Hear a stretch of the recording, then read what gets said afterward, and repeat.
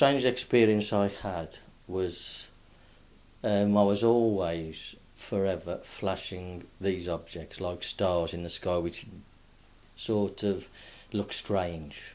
There was other sort of swelling up a bit, sort of oscillating. It just didn't look right. Sometimes they'd be bright orange. So I always used to grab a torch and flash them, and they started flashing back, which was a bit strange, and then they'd fly off at high speed, you see. Well, this particular evening, it was about 7 o'clock, and I was upstairs on my landing, where I used to live in. It was a place called Clent, which was outside Stourbridge, and right opposite my hallway was an horse's field, and in that field I observed two reddy orangey orbs side by side, just hovering there. Well, I grabbed my torch and I flashed it a couple of times, and the light on their left and my right flashed us back a couple of times. I then shouted my wife and my son. They came upstairs and I said, "Watch this." Did it again, and all of a sudden this object rose up from the field, and my wife screamed out, "It's the black triangle," you see. So it just rose about the field, and then it came towards our house. And we then ran downstairs. We stood on the outside, just observing. Then I was just stood there, staring up at it. There was the three of us, and it was absolutely huge. It was black, silent, about the size of a football pitch. There was 3 pale blue lights, one in each corner, and then like a reddy orange orb flashing on the front of it. And after about 30 seconds it just turned round, totally silent, and then it moved towards Stourbridge. And the following evening in the Expression Star there was loads of sightings of that object. So, yeah. And that got you to seek someone out, or you got a message to seek someone out and talk about it? No.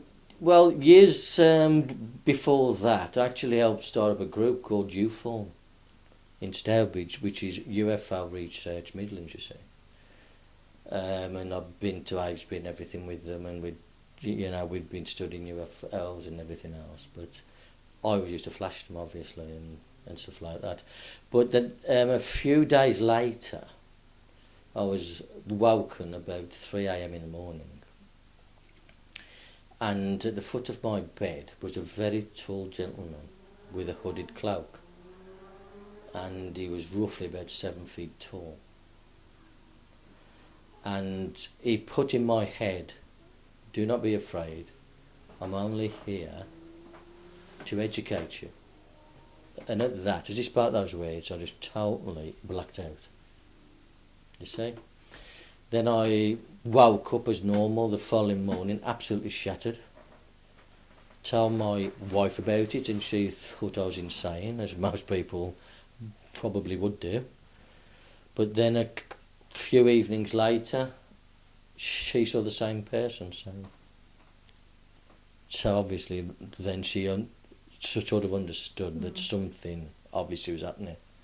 And where does this thing about the scoop marks come into it? Oh, well, it was strange because my mum stayed for a weekend, and it was not summer's day, and I had some shorts on, and she turned and said, "Son, what's that stain on your leg?" Because I hadn't even seen it, see. And I said, "What stain?" She said, there, it don't look like that. And there was a perfect round circle with a spot in it, and the spot was a bit sore. Circle, I'd say, was an inch round. And I thought, well, that's a strange one. But then soon after, I think it was a September, the UFO magazine had a conference in Solihull, and one of the speakers was a guy called, I think it was John Carpenter, and he studied abductions and everything else, you see. So during the break, he was outside signing his books and autographs, and I went up and asked him about this, and I said, then I explained sort of this experience I'd had. Oh, he said, that's all right. He said, that mark on the back of your leg is how they put you under. And of course, then a shiver went right down my spine. I thought, oh no, it's happening, and it's real, this is. And he said, start looking for scoop marks. I said, what are scoop marks? He said, they're just little samples out of your skin, you know? So I went home, I couldn't find anything. But then one morning I'd had another experience, woke up and my legs were shaved, totally smooth. And as I bent down, I noticed something in my right leg, because I was stood in front of a full-length mirror. I thought, and I noticed an hole. And as you put your finger in, there's a hole. But when you bend down and put pressure on it, something shoots out of it. And it's shaped in a V, you see. And he said, well, if you do find a scoop mark, usually there's something in it. And it's a device where they can track you, sort of thing. So that's how it all started, really. And ever since then, I've had contacts with them. I was on the ship once, and there was a tall blonde guy wearing sort of an headband, and on this headband was the Star of David, which I found a little strange. And he had an all sort of suit on, all in one suit, and his eyes were so blue, you know. And he said he didn't speak, it was like up here, thoughts. He said, I can fly this ship with my headband or this box. And he showed me a black box with 3 black buttons on it. And then he showed me an entrance. He said, if you look out there, but be very careful, because the railings are magnetic. And so I went to these railings, I looked down, and the people was only small, like that. So I was probably hundreds of feet up. And what I saw was very tall. There was 4 metallic structures, round but tall. He said, that is our power system, you see. And then after that, I woke up, you see. And obviously, when you see that sort of thing, you obviously think it's a dream, don't you? Mm. So all these experiences I was having, I thought I was only dreaming. But then we had a meeting at U-Form, and I think, if I'm quite right in saying this, we had a meeting every the second Tuesday of each month where we had a speaker come. And there's a lady there, dark-haired lady, and she claimed that she'd had the same experience as me, you see. So I started talking to this lady. I said, I had a strange dream last week. And she said, why, what happened, Bill? I said, well, I was on this ship, tall guy, blonde hair, blue eyes, band on his head, and he showed me a box. And before I could say anything, she said, oh, the black box with the 3 black buttons on it. I said, pardon? Oh, she said, he showed us that as well. And I assure you, she said, you're not dreaming. And I just looked, and the shiver just went through my spine. I thought, oh no, it isn't, is it? Then you start then realising that what you're seeing aren't actually dreams. So do you? Is it just that you suddenly wake up and find yourself in the ship? Yeah, it's strange because, I mean, they actually show me the dark side as well of the moon. And I assure you it's occupied. There's domes and everything on there, structures and everything. So they flew you to the moon? Yeah.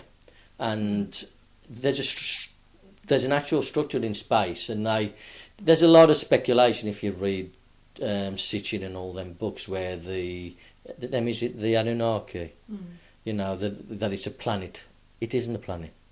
It's a station, and it's actually gold. It looks like gold.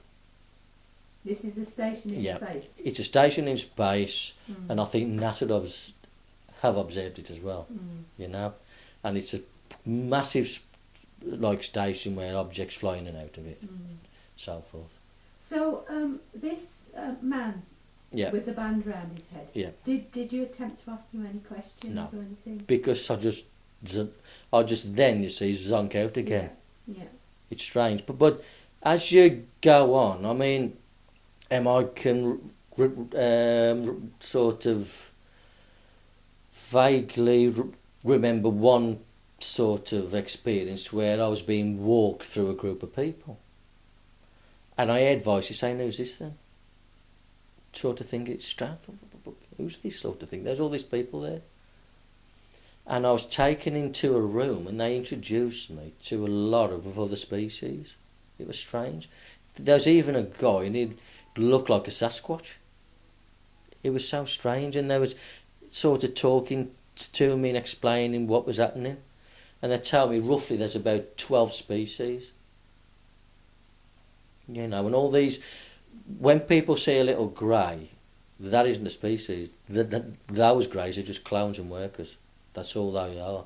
They actually collect you and take you where you have to go. Right, I mean, that you were going. It was happening very frequently, but now it's infrequently. Right. Because they're here. Right. So this. They aren't out there now. So we're talking about 15 years ago. Yeah, about over a space of 15 years I've had an education. Yeah. They've told me who I am, what my purpose is here, why I'm here, and all sorts of things. And during the 15 years, I started having visions, or dreams as I call them, of Jesus on the cross, being crucified, the blood everywhere. I saw him being whipped and tortured and putting up on the cross.